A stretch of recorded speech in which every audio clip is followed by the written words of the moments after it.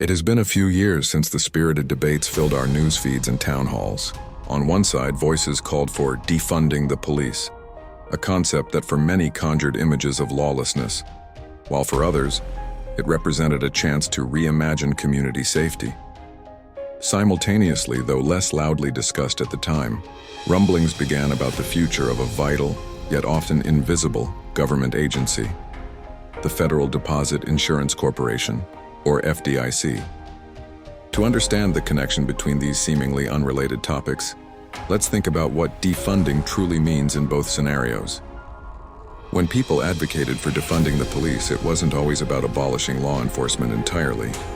Often, the core idea was to reevaluate how public safety was approached.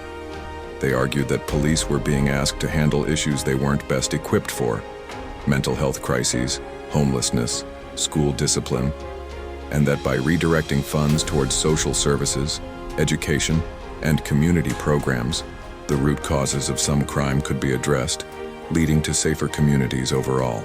It was a debate about where resources could be most effectively used to ensure public well-being. Now let's turn our attention to the FDIC. Founded in the dark days of the Great Depression, the FDIC serves a crucial purpose. It ensures the money you deposit in banks, up to a certain amount. Think of it as a safety net for your savings. If a bank fails, and history shows us that sometimes they do, the FDIC steps in to make sure you don't lose your hard-earned money. This simple guarantee has a powerful effect. It fosters trust in the banking system. Because people know their deposits are safe, they are more likely to keep their money in banks, which in turn allows banks to lend that money out, fueling economic activity and growth.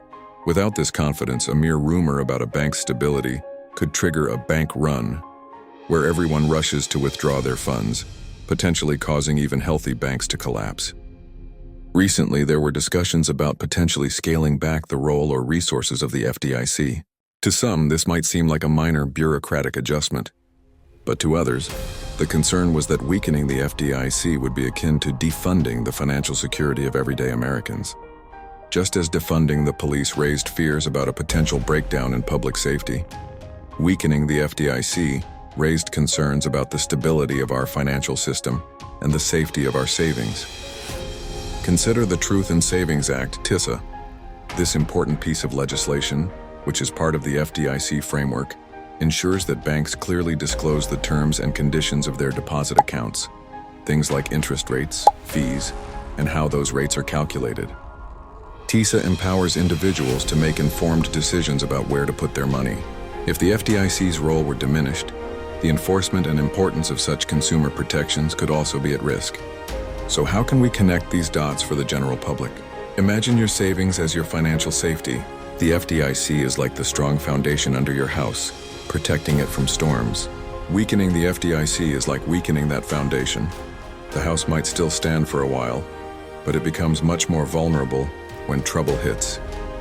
Similarly, the advocates for defunding the police argued that the traditional approach to public safety wasn't always the most effective or equitable way to build safe communities. The point isn't to say that these two issues are identical in every way. The specifics are very different. However, at a fundamental level, both debates touch upon the role of government in providing essential security to its citizens, whether it's physical safety on our streets or financial security in our banks.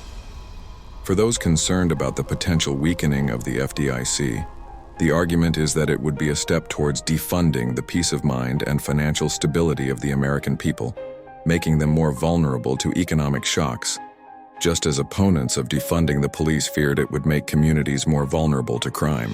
Therefore, when you hear discussions about the FDIC, remember that it's not just about banks and balance sheets. It's about the security of your savings, the stability of our financial system, and the trust that allows our economy to function.